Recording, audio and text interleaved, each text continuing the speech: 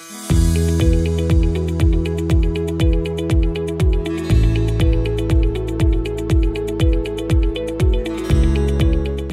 అండి, నేను మీ doctor MS Reddy, Kiran hospitals, LB Nagar, Hyderabad.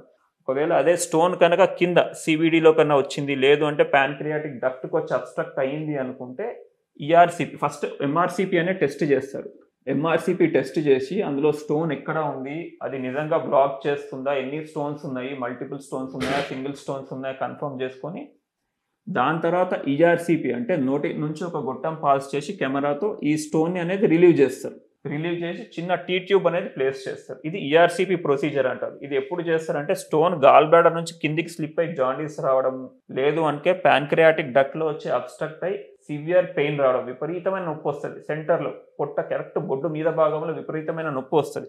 అలా ఉన్నప్పుడు ఈఆర్సిపి చేసి ఈ స్టోన్ని రిలీవ్ చేసి దాని తర్వాత కూడా అలా వచ్చిన వాళ్ళకు ఫ్యూచర్లో కూడా మళ్ళీ గాల్ బ్లాడర్ సర్జరీ చేసుకోమని అడ్వైజ్ చేస్తారు. సో ఇప్పుడు మనం నెక్స్ట్ కనుక కాంప్లికేషన్స్ గురించి చూస్తే, అంటే ఈ సర్జరీతో వచ్చే కాంప్లికేషన్స్ ఏముండొచ్చు అంటే, ఇప్పుడు మనకు ఎలా అయితే ఏ సర్జరీతో అయితే కాంప్లికేషన్స్ ఉంటాయో ఇక్కడ మైనర్ కాంప్లికేషన్స్ లైక్ బ్లీడింగ్ వచ్చే అవకాశం ఉంటుంది. పేగులు కనుక అన్ని అతుక్కొని ఇన్ఫెక్షన్ ఉంటే పోస్ట్ ఆప్ ఒక 1 డే అనుకున్న సర్జరీ ఒక 2 days ఉండే అవకాశం ఉంటుంది. ఇవన్నీ యాంటీబయాటిక్స్ పెట్టి కవర్ చేసుకుంటే సరిపోతుంది మనకు. నెక్స్ట్ ఒకవేళ మనకు కనుక ఈ రిస్క్ ఫ్యాక్టర్స్ గురించి మనం మాట్లాడుకోవాలంటే, మెయిన్ రిస్క్ ఫ్యాక్టర్స్ అంటే మనం ఎట్లా అవాయిడ్ చేయొచ్చు ఈ స్టోన్స్ రావడానికి. కొంతమందికి ఒక 20 to 30% వాళ్ళకు జెనెటిక్ ప్రీడిస్పోజిషన్ ఉంటుంది. అంటే వాళ్ళకు వంశంలో ఈ జెనెటిక్ కాంపోనెంట్ ఉండడం వల్ల వాళ్ళు ఎంత కేర్ తీసుకున్నా వచ్చే అవకాశం ఉంటుంది. ఇంకా మిగతా 70 to 80% వాళ్ళకు మన లైఫ్ స్టైల్ చేంజెస్ అంటే స్పెసిఫిక్గా oil food, deep fried food, spicy food ఇవి తినడం వల్ల, మినిమల్ ఫిజికల్ యాక్టివిటీ తక్కువ ఉండడం వల్ల, డయాబెటిక్ పేషెంట్స్ వీళ్ళందరికీ ఏంటంటే ఈ స్టోన్ ఫామ్ అయ్యే టెండెన్సీ ఎక్కువ ఉంటుంది.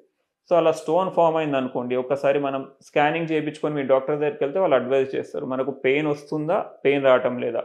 ఒకవేళ నొప్పి కనుక వస్తుంది, స్టోన్ కనుక స్కానింగ్లో ఉంది అనుకుంటే ఐడియల్గా సర్జరీ అవసరం వస్తుంది. ఒకవేళ స్టోన్ ఉంది కానీ నాకు నొప్పి ఏం లేదు, నేను ఏదో వేరే స్కానింగ్ కోసం పోతే ఇది బయటపడింది అంటే ఇన్సిడెంటల్ ఫైండింగ్ అంటారు, అసిమ్టమెటిక్ గాల్ స్టోన్స్ అంటారు. అలా కనుక ఉందంటే రెగ్యులర్ ఫాలోఅప్, టిపికల్లీ ఇనిషియల్గా 3 months ఒకసారి స్కాన్ చేసుకొని చూడాలా. ఇంతకుముందు స్కాన్ రిపోర్ట్కి ఇప్పటికీ మనకు సైజ్ పెరుగుతుందా, ఏమైనా నెంబర్ ఆఫ్ స్టోన్స్ పెరుగుతున్నాయా, ఇవన్నీ చూసేది ఉంటుంది. ఒకవేళ అట్లా కనుక ఉంది అనుకుంటే సర్జరీ అడ్వైజ్ చేస్తాము. అలా కాకుండా నొప్పి ఏం లేదు, సేమ్ సైజ్ ఉంది, ఏం ఇబ్బంది లేదు అనుకుంటే అలానే ప్రొలాంగ్ చేయొచ్చు, వదిలేసేయచ్చు కూడా, దానివల్ల ఎటువంటి ఇబ్బంది ఉండదు.